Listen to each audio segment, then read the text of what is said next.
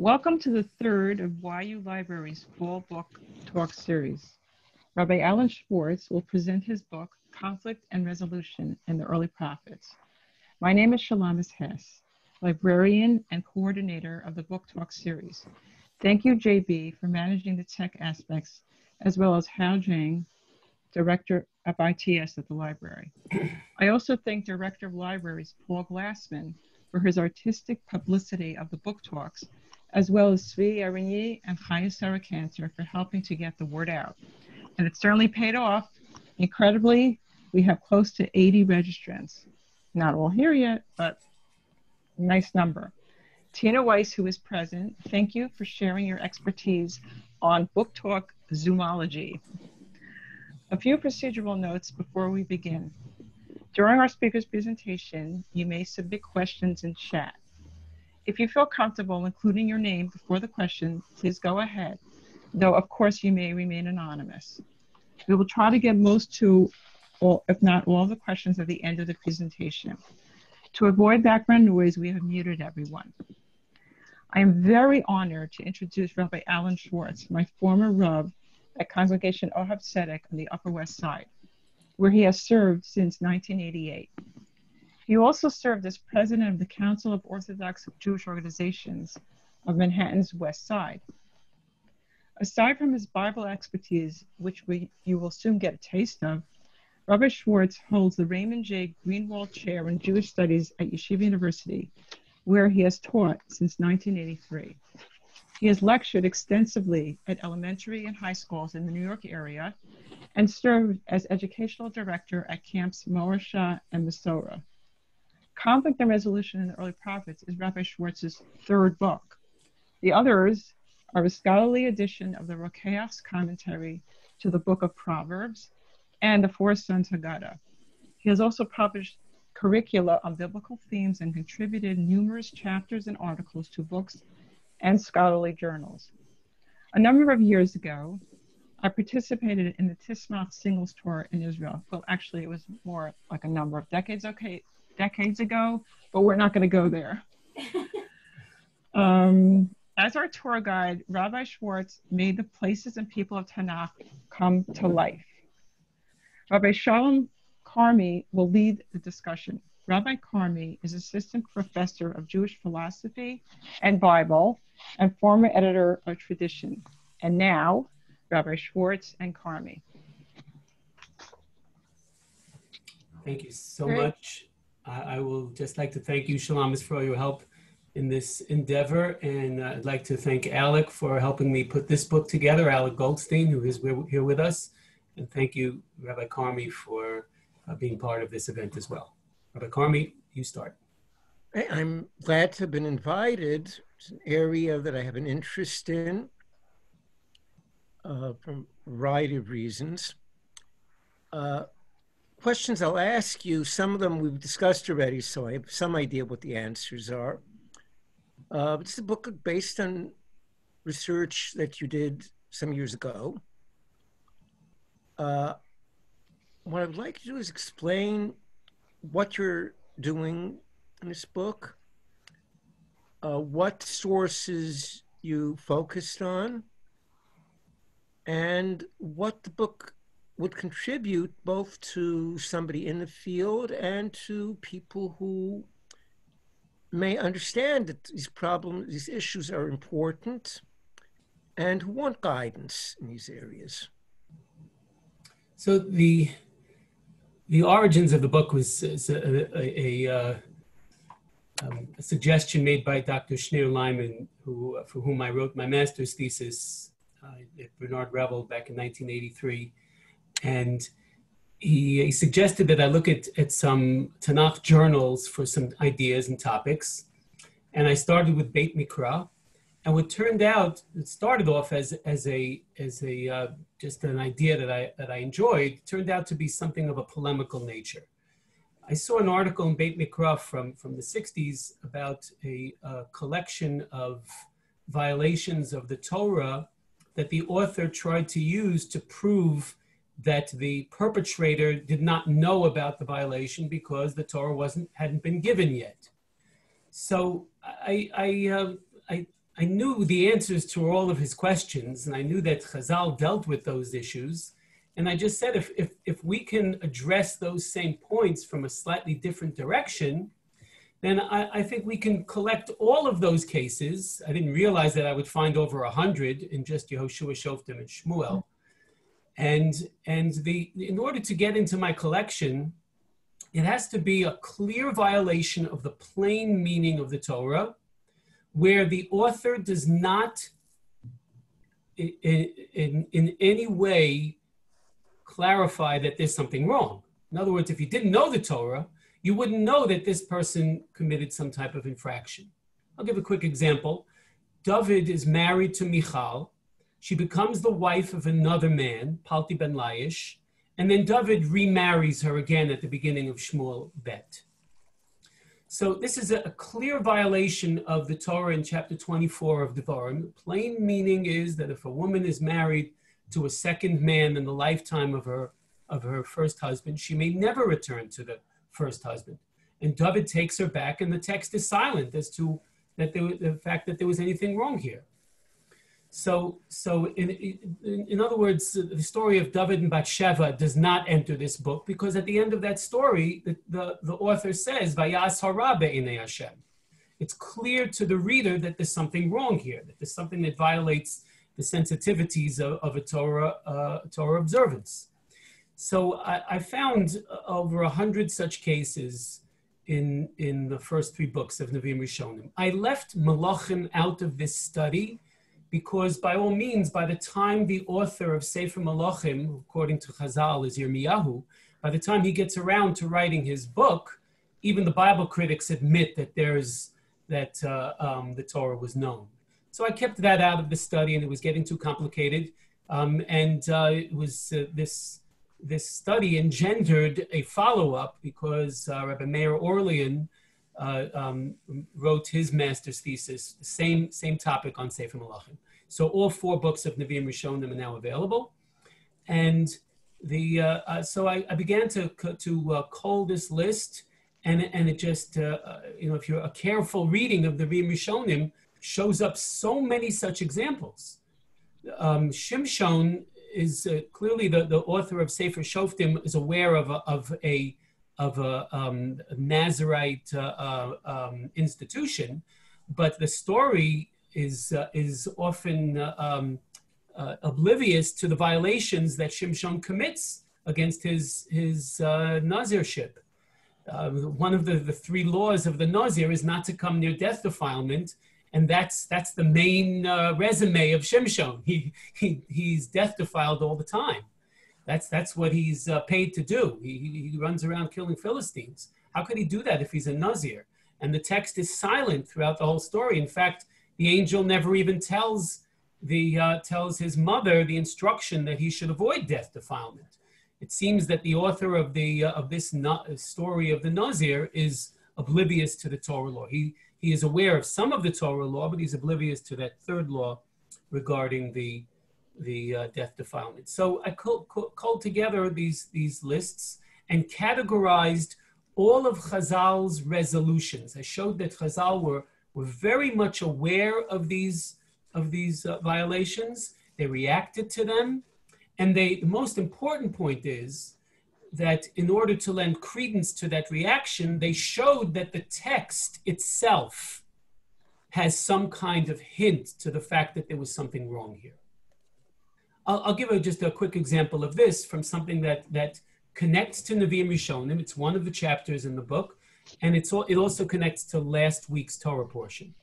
There's a Gemara in Maseches Chulin that says that Kol Nachash she'eno ke'Eliezer Eved Avraham uki Yonasan ben Shaul. Eliezer Eved Avraham doesn't enter this study because it's not in Nevi'im Rishonim, but Yonasan ben Shaul is. It's a story in Shmuel Aleph where Yonasan behaves in a way that violates the Torah law of divination. It looks like it, and the Gemara admits it.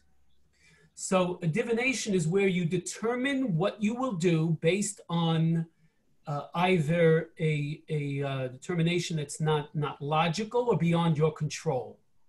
So Yonasan ben Shaul behaves in this way in a battle with the Philistines, And Abraham's servant behaves in the same way when he chooses a wife for Yitzchak, in a way that a separate Gemara in the beginning of Tainus says, Shlosha Sholu Shelo Kahogan. He didn't make a good deal. What if a woman unsuitable for Yitzchak would have come out?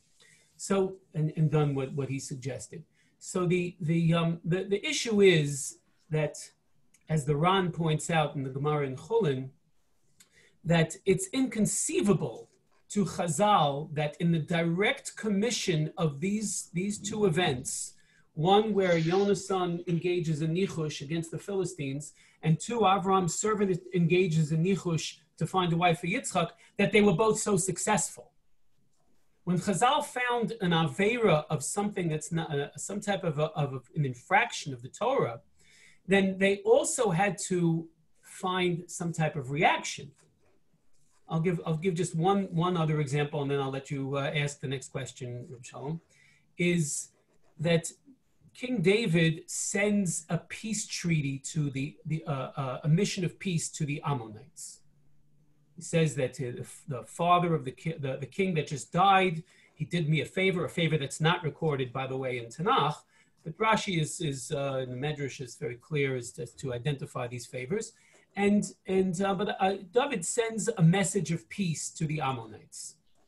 And there is a Tanchuma in Parshas Pinchas that finds fault with this. This is one of the very rare cases in the 6 categories that I mentioned, I'll get to those shortly, where it says violation acknowledged and not excused. It's violation acknowledged. There's an Aveira here, and he was punished for it. We have to find the punishment again in the text. The acknowledgement of the Aveira is that you should never have sent peace to the Ammonites, because doing so violates the Torah that says, Lo tidrosh lishlomam v'tovasam ad olam. We're not allowed to pursue the peace of the Ammonites. And that's a Tanchuma and Pinchas, it's a Maimer Chazal. And comes the Yereim. Yereim is Rabbi Lazar of Metz, in the 13th century. And the Yereim says in mitzvah number 250, he says it's forbidden to send peace, to pursue peace with the Ammonites. But David did not violate this rule by sending a peace delegation to the Ammonites. Why? Because he said that the Ammonites did me some type of favor. Again, a favor that's not recorded in the Bible, but the Ammonites did me a good turn. I would like to return the favor, and David sends a peace delegation. So the Yereim, a Rishon in the 13th century, is the first one to make this kaf schus to David, and by making a diuk in the pasuk, where the verse says, Lo tidrosh lishlomam, you may not seek their peace. David was not seeking their peace. David was returning the peace. He was returning a peaceful gesture that they initiated to him. The Torah just says, Lo tidrosh lishlomam, do not initiate peace with the Ammonites. That's a big chiddush. It's a beautiful turn to defend David from this allegation of the Tanchum and Pinchas. It's very interesting, I point this out in a footnote, is that in the Rambam in Hilchos Malachim, where he codifies this law that it's forbidden to send peace to the Ammonites, the Kesef Mishnah, commenting on that, cites this Yereim. He cites this chiddush of the Yereim to absolve David of this sin. And then he writes, I don't know why the Yereim tries to absolve David of this sin when you consider that the Tanchuma and Pinchas admitted to it. It's amazing. If there's a Maimer Chazal that admits that David sinned, a Rishon has no business trying to absolve him. That's really quite amazing that the Kesef Mishnah should write such a thing as the author of the Shulchan Aruch. So I was just so intrigued by this give and take. You know, the Chazal, the Gemara in Kiddushin, and Rishonim commenting really all over Shas about David's right to kill Uriah so that he could marry Bathsheba, because Uriah dared say, my lord, my master Yoav is in battle. How can I go home to my wife? So to refer to anyone in the face of the king as my master, you deserve to die for that. So Chazal admit that David had the right and was justified in sending Uriah to his death for that. because David is a very protected personality in rabbinic literature. So is Yaakov. So there are some people who get kid gloves and protection. There's someone else who clearly commits an act of what could look like treachery, is the Kohen Gadol who helps David, who is a fugitive. He's a fugitive of the king, and the Kohen Gadol gives him a sword, gives him food, and at least according to Doeg HaDomi, inquired of the Urim V'Tumim for him. No one suggests that Shaul was justified in killing those Kohanim because they were mored b'malchus. So we see that there's this kind of dichotomy in Chazal's approaches, and this all comes out especially at the end, where after in the introduction I classify the 6 types of violations. In the end, I classify 6 types of resolutions. So that was a lot of fun to work on at the end, to show charts and different approaches to how Chazal resolved these apparent violations. Okay, so that's the sort of the history of how this study of a Beit Mikra article became my master's thesis, and then I took the next, with the help of Alec Goldstein of Kodesh Press, became what we're here studying tonight. Now, if we pursue the question of David a little bit further, I think there's a distinction that many of us would make, and I think may be valid, between what is legally defensible and what is morally defensible.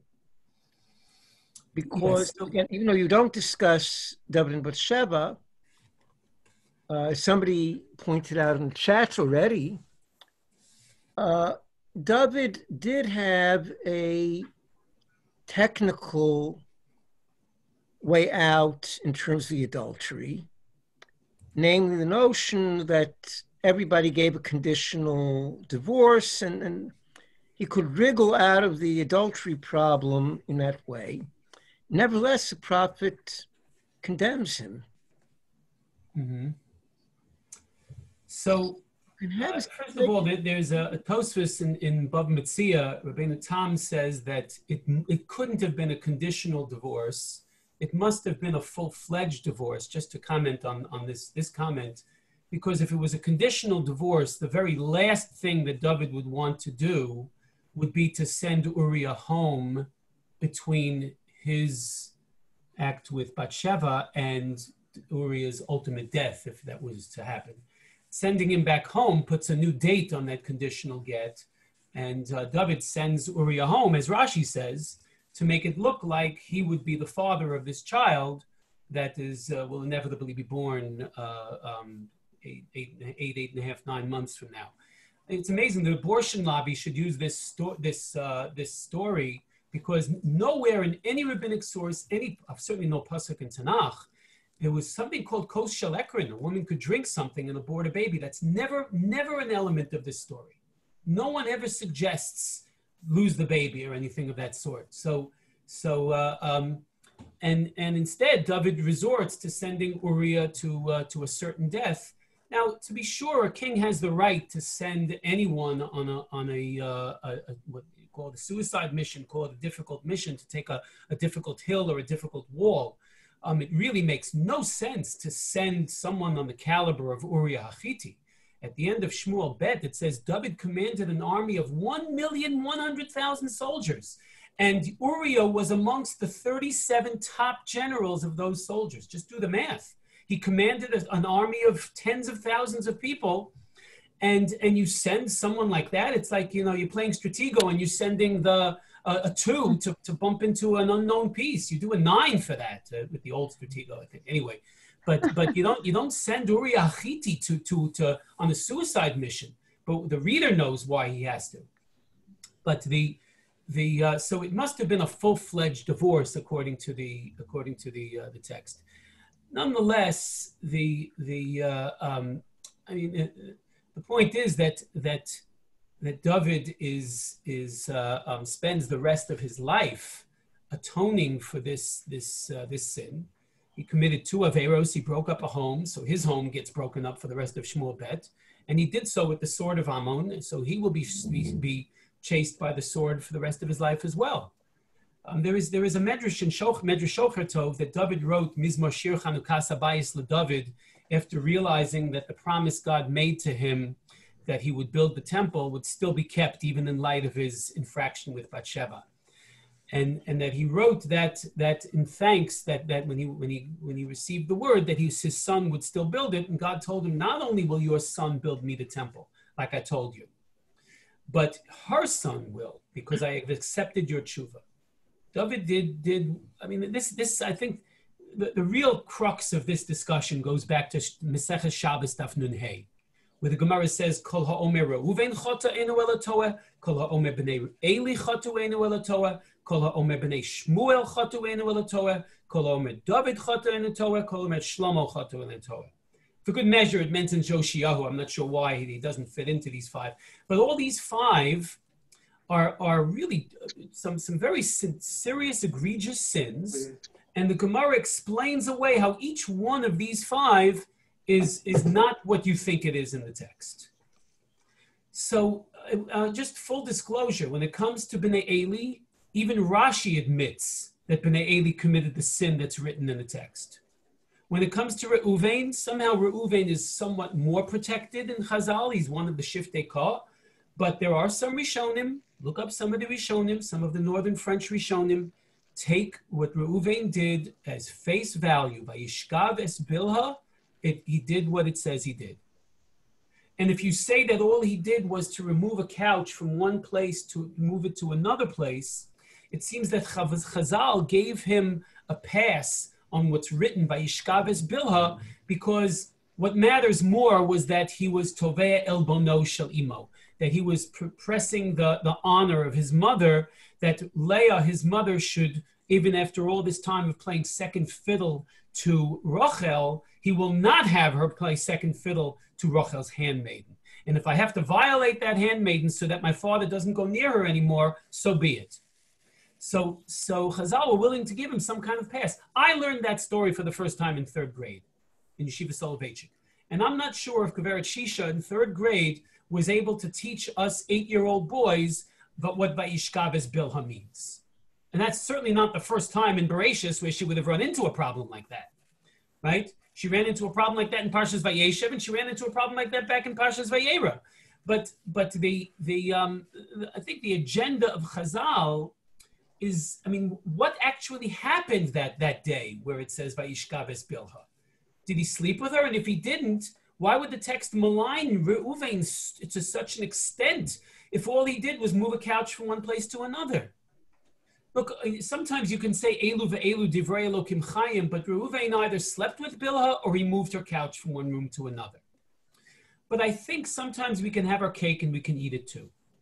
If you had Rashi sitting on this Zoom talk and we asked him, Rashi, how old was Rivka when she married Yitzchak? What do you think he's going to say? 3.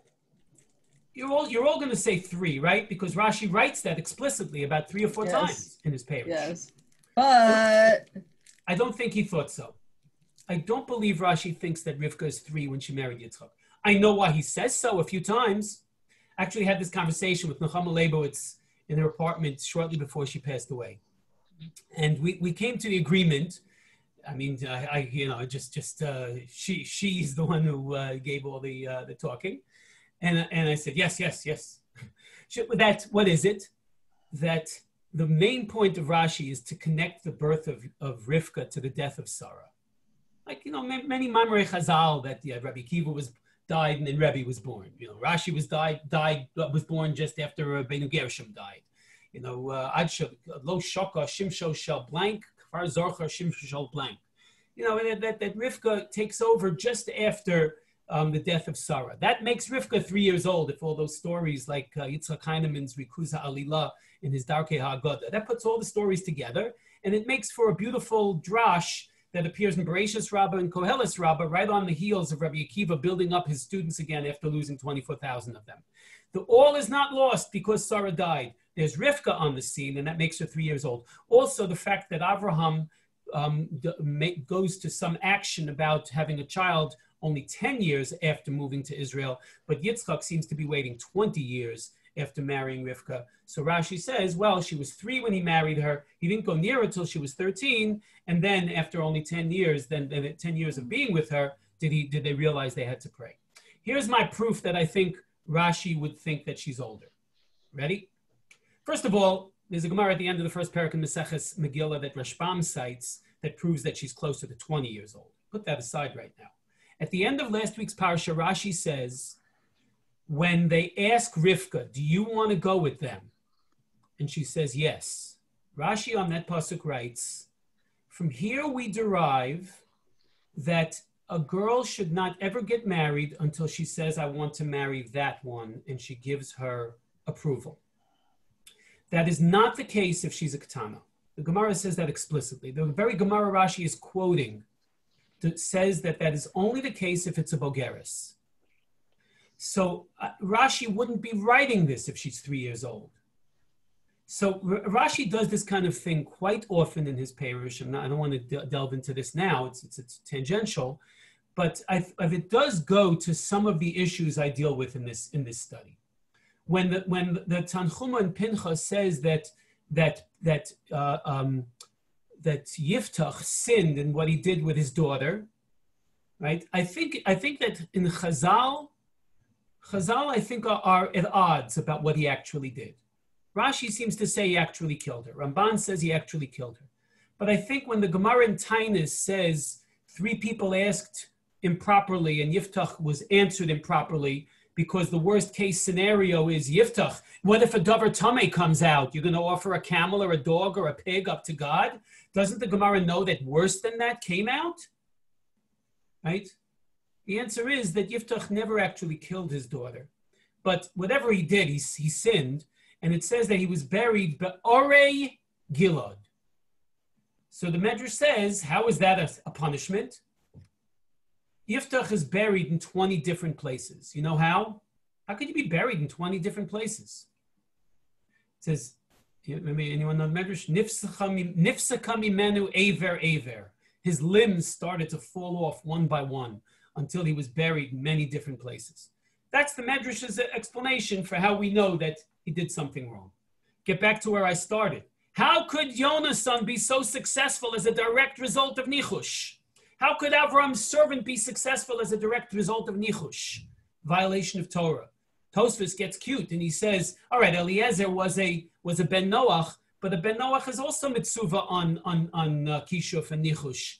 He's also commanded not to engage in divination and witchcraft. According to that opinion, how could he be so successful as a direct result of a sinful act? So the answer is it wasn't a sinful act. And that's what this study does. It collects all of the Mamarei Chazal. And when I say Chazal, I mean Gemaras, Midrashim, Yushalmis, the sources that get into Otzer Haggadah or Torah Ksuva V'Mesura. No, Torah Ksuva V'Mesura includes sometimes Rashi or the Rambam. Rashi, if you're at Rishon or even the Gaonim, you get in a footnote. The body of the text just is meant to show that the rabbis were well aware of these 100 cases of violation of law, and it doesn't in any way, shape, or form mean that the text was oblivious to the Aveira. I found one case where I was unable to find any rabbinic treatment, but I must indicate that when I couldn't find a rabbinic treatment, I allowed myself the luxury of considering Targum Yonah's son it's rabbinic, he's a Tana, right? He's Yonas ben Uziel, he's a student of Hillel. The one example is that when Michal, the daughter of Shaul, wants to make a dummy in David's bed, in their bed, right? To make Shaul's men think that David is there, right? So she put in, remember what she put into the bed? Just as a matter of fact, she put in the trophim that they had. And she put some goat hair at the head to make it look like he was in bed, whereby she had already let him out the window and by that time he escaped. The trophim? Excuse me? Trophim is a despicable ancient avodah zarah that involved killing people. What are they doing in David's house? Grada, what's Rachel doing, stealing them from Lavan? Okay, that's before Matan Torah and we can work with that. But this is after Matan Torah. What's a story in Shmuel Aleph doing with Trofim, which is dealt with in Hosea and Yechezkel very harshly, and here you're talking to me about David. Oh, ho hum, he's got the Trofim in the house. They're right there near the wine barrel. What is that? So Targum Yonasan, actually, I gave it away. Targum Yonasan, he writes Salmaniah, which is not much better. But then Radak says, he writes that he had a version of Targum Yonasan that read not Salmaniah, but wine casks. All right, if you've ever seen Trofim in some of the museums in Israel, they look like a person. So, a rather small one could look like a person. All right, so they used to bury people in them the size of a person. So that I really couldn't find, but I took the luxury of Targum Yonasan. Targum Yonasan is a very valuable source in this. Targum Yonasan likes to explain away Averos as much as possible. I'll give you 2 examples very quickly. And even if the Avera is not quite clear in the Torah, but it's like a rabbinic Avera. For instance, when Shaul's bodies, the bodies of Shaul and his 3 sons were hanging in the town square of Beit Sha'an for some time, Mistama, the valiant people of Yavesh Gilad traveled all the way up to Beit Sha'an and took the bodies off that were hanging on the wall, the headless bodies, and carried them all the way down to Givat Shaul near the central bus station in Yerushalayim and buried them there in the family plot. But it says in Sefer Shmuel that they burnt the bodies first and buried the bones there. So Radak writes, why did they burn the bodies? They're supposed to bury dead, not burn them. So Radak writes, the bodies had decomposed to such an extent that they just couldn't take the bodies down as they were, and they burnt them and took the ashes to bury the ashes. Okay, that's what's written in Sefer Shmuel, and that's the Radak's explanation. Targum Yonasan does not translate they burnt the bodies. Targum Yonasan translates they made a burning for the bodies, like you do for kings in the ancient world. And it's not the Darkei Amori. Burning the king's saddle and some of the king's personal effects was allowed in the time of the Talmud, in the time of the Tanakh. So here's a big chiddush. The Targum Yonasan to the Shmuel pasuk is the version in Divrei Hayamim. When it says that the people of Yavesh Gilad took down the bodies, it says they made a burning for the king and his sons. It doesn't say they burnt the bodies. The Targum Yonasan, and I found numerous such examples in this study, the Targum Yonasan became the translation of the Divrei Hayamim source that before Yonasan tried to clear up and do my work for me and clear up and tell the Shmuel story from a different standpoint to say, no, you don't understand. They didn't burn the bodies. We don't burn bodies in Judaism. We bury bodies. What he did was he made a burning for them, and then he took the bodies down and buried them in the family plot. Okay, so I know that was a bit mouthful, and as far as the point about David, I quote in the book Tshuvas Chachmei Provence, Tshuva number 21, where he says, I appreciate those French commentaries and the northern French commentaries who try to find all kinds of resolutions for what David did with Bathsheba, and it's a mitzvah to do so.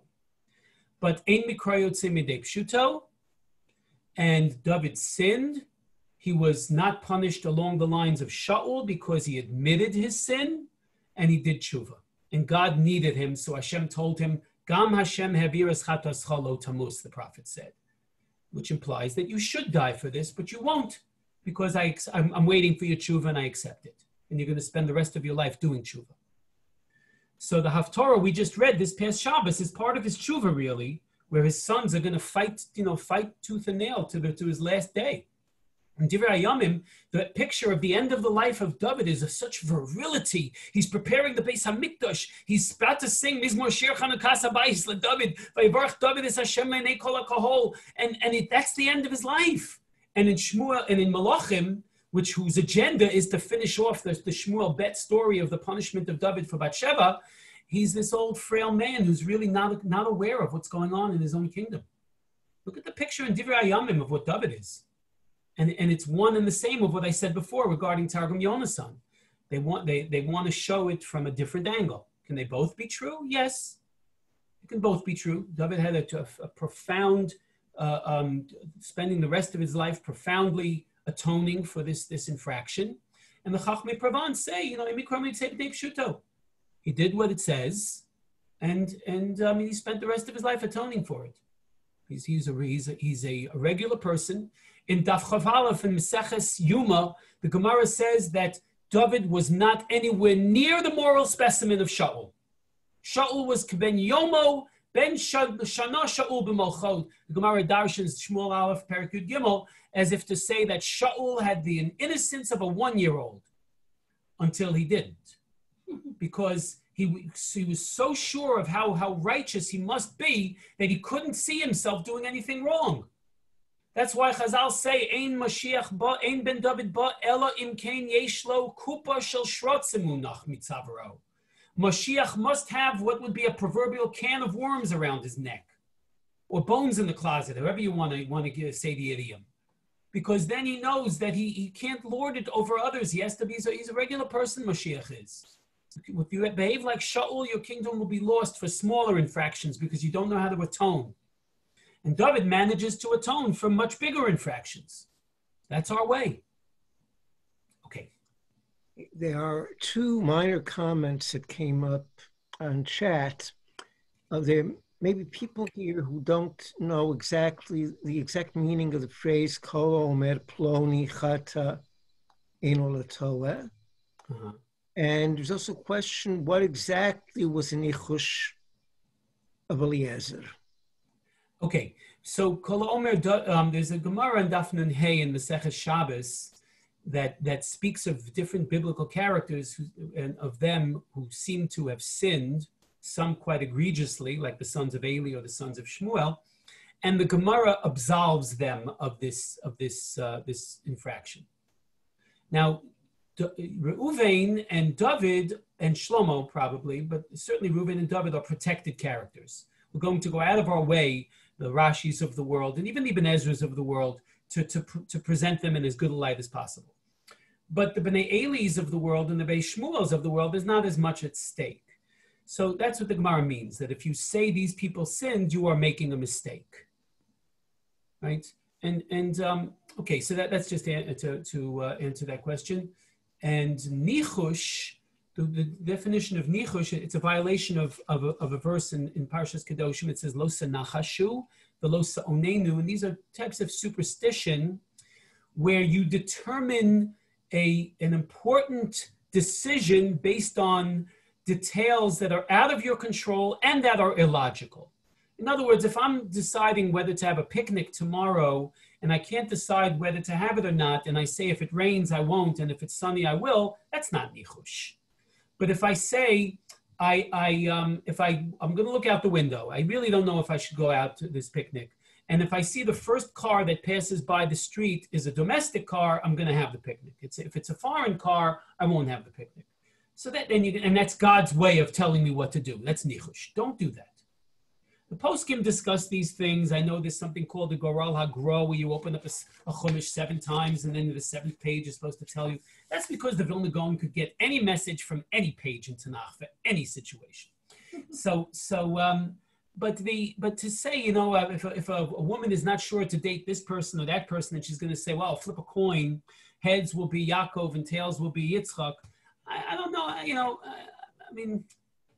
I'm not sure the poskim discuss whether that's nichush or not, but it's determining to a very important decision who Yitzchak should marry on something that's out of my control. So the Ran on that Gemara explains that Taka, had he said something like the first girl that comes out wearing a colored dress with bobby socks, that's going to be the one that'll marry Yitzchak. That's ridiculous. How do you know that she's appropriate? Instead, he made his test determined by an act of chesed. So I guess he just felt it would not be a Canaanite who would do such a thing. Okay, so that's the question about nichush. Now what's interesting is I remember I had a teacher in high school who was I remember giving a shir. The shir was in Parshas Vayeshev, when it says that Yosef was sold to a spice dealer. So Rashi writes, what a great chesed HaKadosh Baruch Hu did for Yosef, that he had him to be sold to Egypt to a spice dealer and not to someone selling pitch or tar or animal excrement or something like that. What a chesed Hashem did to Yosef, that his journey down to Egypt was rather pleasant. So this wasn't just mischief, but I said, there's a pasuk in Tehillim that says Inu ba'kevel raglo, right? Barzel ba'a nafsho, right? There's a pasuk in Tehillim, chapter 105 of Tehillim, goes through some of our early history, and some of that early history speaks of Yosef's journey down to Egypt, which was a misery. It was torture. It was so. What do you think the teacher does? Is the teacher going to recalibrate the Rashi to fit the pasuk in Tehillim? No, that's not what the teacher did. The teacher tried to recalibrate the Tehillim to fit. It's not Rashi. It's a medrash. But surely this is standing on its head. We should prefer to try to calibrate the medrash to fit the pasuk, and not vice versa, right? In other words, I have a pasuk that speaks of, or you can just say what I often like to say in such a case. It's a Yerushalmi in Maseches Peah, which is called Ein Makshim Ba'agoda. Don't ask questions when it comes to Agoda. All right, Agoda has agendas and messages to claim that does not have to necessarily stand up to the scrutiny of Pashtunim. Right? In Pshat, we should perhaps accept the approach of Rashbam. Close your eyes, listen to the words of last week's parsha, ask yourself, how old is that girl, and you're going to get the right answer. All right? Now, I know people are going to say, yeah, but times have changed. A 3-year-old now is not like a 3-year-old then. All right, maybe a 14-year-old now is not like a 14-year-old then, but 3? No, I'm not makabel, and I don't think Rashi accepted it. I think all those midrashim that say she was 3 is doing something like the 3 years between the Holocaust and the state of Israel. That in 3 years, God can change things around so dramatically for us, from the death of Sarah to the birth of Rivka, right? Not the birth of Rivka, but the marriage of Rivka to Yitzchak. Now, however you slice that, there were 3 years in between. It's just that if you put her birth right at the same time, then she's 3. But according to Rashbam, Rivka was born 15, 16 years before Sarah died. Okay, but this is a serious topic. When I gave an answer to some of the violations here, let's say that what I started with, the case of David taking back Michal, right? David married Michal. He took her back after she was married to someone else in between. How could he do such a thing? So Chazal have many different approaches to this. Either that David and Michal were never actually married because of technicalities in how he married her in the first place. Never mind that he's living with the king's daughter in the palace. If that's not married, what is, right? But a technicality, they say that he was a milva pruta, mekadesh, whatever the technicality is, you weren't really married to Michal, so you were just marrying her for the first time in Shmuel Bet. Wow. Or another resolution is that the second husband, Palti ben Laish, never really married her, right? Remember that answer? He put a sword in the middle of the bed between them and he said, I know your father says I have to marry you, but you're a married woman. Chazal love Palti ben Laish for this. He's a very, very protected, he seems to be a rogue. How can you take this woman? She's married to another man. Chazal maintained that he never went near her. He put the sword in the bed and he said, anyone who passes over this sword, let him taste the tom of the sword, not the tom of bia. So this Palti ben Laish never really married Michal. So David wasn't taking back a woman married to someone else in between. But the important point of that chapter is Chazal were aware of it. The Bible critic says it's not written in the text because the author of Shmuel didn't know this law that you can't go back. Lo yuchal bala harishon, the first husband can't go back and take her back. And I say to that the rabbis were keenly aware of all these cases.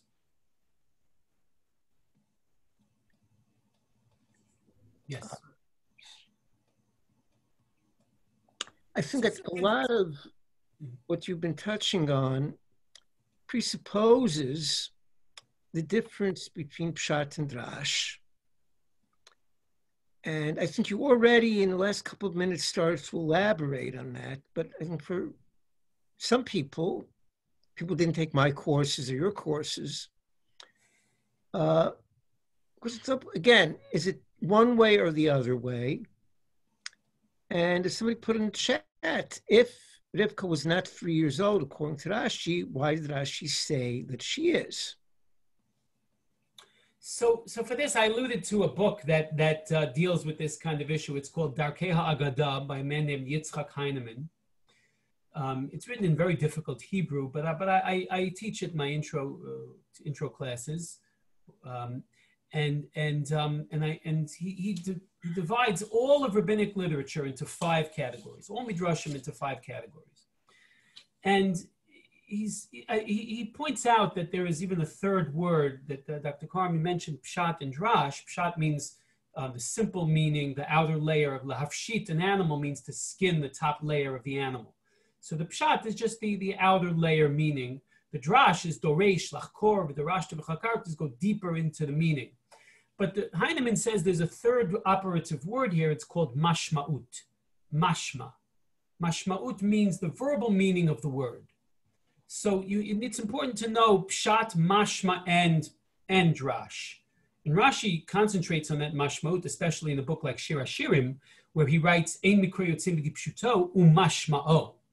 Because in Shir HaShirim, it's crucial even when determining the drash, meaning that the pshat is a story about a man and a woman, the love between this lovesick man and woman.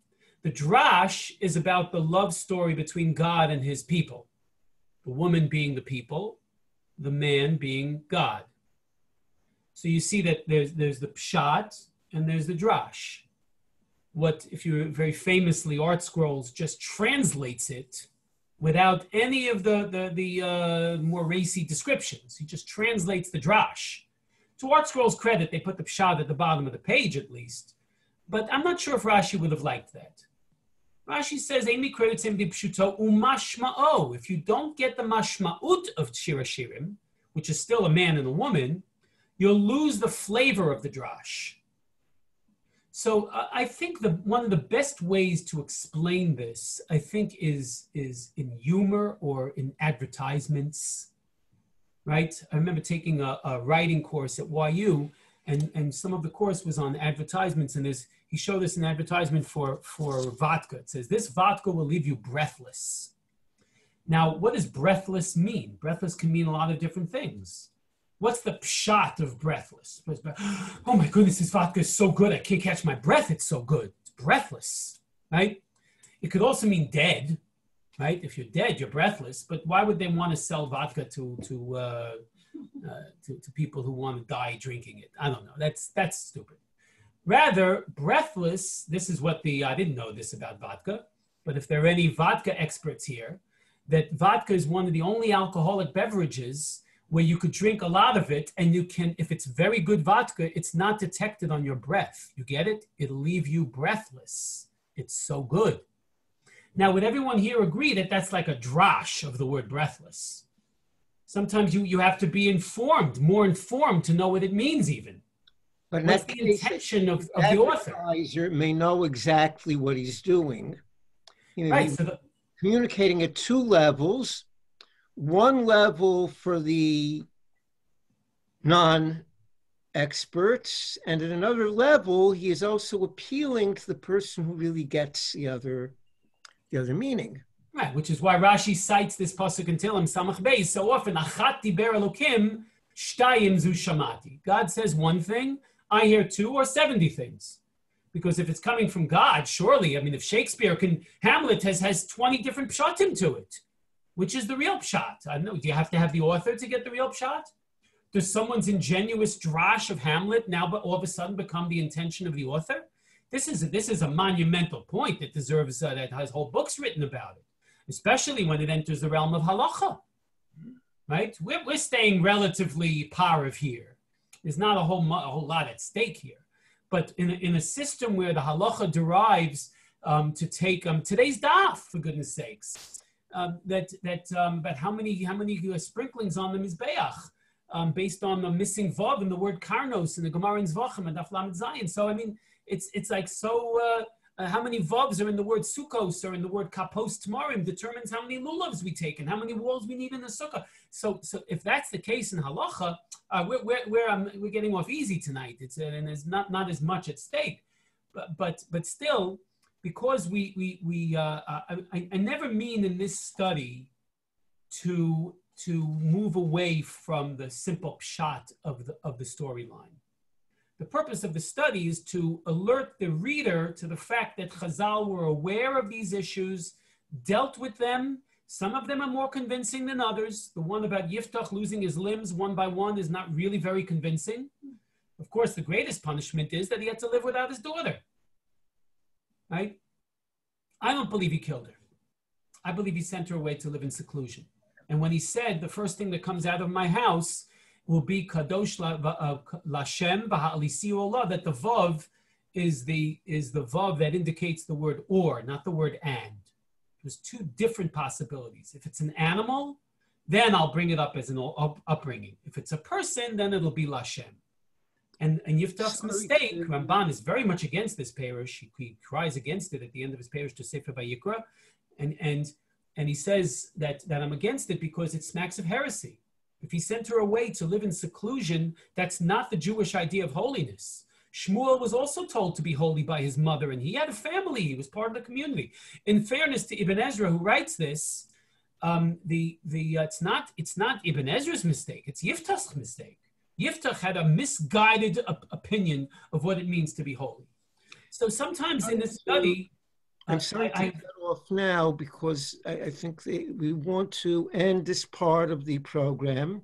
And there are a couple of remarks that Shlomo wants to make that Alex Goldstein wants to make. Okay. There are questions that I raised to you and some which turned up in chat, which are serious questions, but we have to move on for the moment. Okay. Please. Yeah, I just want to say this is so captivating. We need a super commentary on your commentary. We need a drash on your drash. Many layers. Drash is often the pshat. Yeah, and I didn't even know that pshat came from Lav Shid. I mean, like I'm learning. I thought I knew stuff, but there's a lot of layers here. So I really think we need a course on these topics. But that's for another time. Sorry? Dr. Carmi gives it. Okay. Well, we have to open it up to the larger community then. Anyway, I want to introduce people to Alec Goldstein, who is the owner of Kodesh Press, which is the publisher of this wonderful book. And Alec, take it away to talk about the discount.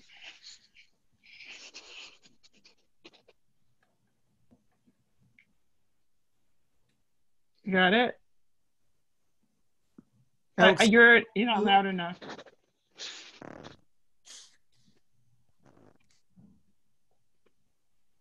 I think you're on mute. He's on now you're on mute. You're on mute. Is that better? It's a little better. Better. Okay. I just wanted to thank everybody for coming out to the event, to Shalamis Hess and the staff of the Gottesman Library for arranging this series of talks and putting this all together. Is this better? I'm sorry that my microphone doesn't seem to be as strong as I'd like it to be. Thank you to Rabbi Carmi for moderating. Is this better? Can I get a thumbs up? Okay. So thank you to Rabbi Carmi for moderating, and thank you to Rabbi Schwartz for putting this book together. It really was an absolute pleasure to work with you to put this book together, and I think that it really turned into something quite special. As Shalom has said, I am the founder of Kodesh Press. We founded Kodesh Press, or I founded it in 2013. So we've been around for about 7.5 years now, and it's really been incredible to do this. We are going to be offering a 15% discount for Rabbi Schwartz's book, and with the promo code YU2020. So the letters YU followed by the 4 numbers 2020. And that discount will actually be good for anything in the store in kodeshpress.com until midnight tonight. So please feel free to capitalize on that if you enjoyed what we were talking about here. So thank you all again. And if anybody wants to message me privately through the chat, please feel free to do so. Or if it's easier to email me at kodeshpress@gmail.com, and then I can if you have any questions or comments about that. So with that, I'll turn it back over to the moderators, and thank you all once again. Thank you so much, Rabbi Schwartz, Rabbi Carmi.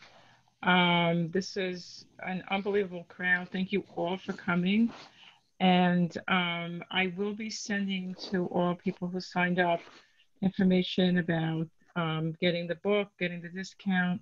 It is now on the screen, but if you don't have an easy way of clicking on it right now, I'll get it to you. We're also going to be writing up the talk for YU News, so stay tuned for that. So all the many psukim and quotes from Chazal will be translated by our able Tzvi Ereni, who will summarize the talk. And like I said, we need to have more of this. This is really fascinating. Thank you so much.